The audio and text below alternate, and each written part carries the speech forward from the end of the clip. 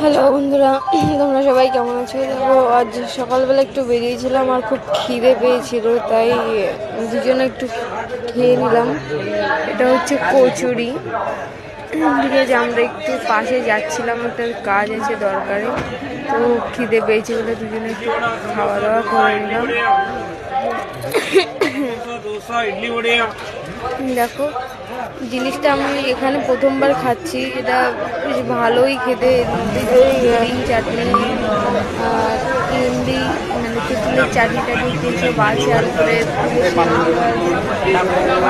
খুব সুন্দর সুন্দর এটা খেতে। তো চলো ভাই, আবার পরে দেখা হবে। আমার বরের তো খুব ভালো লেগেছে। একটু বলো।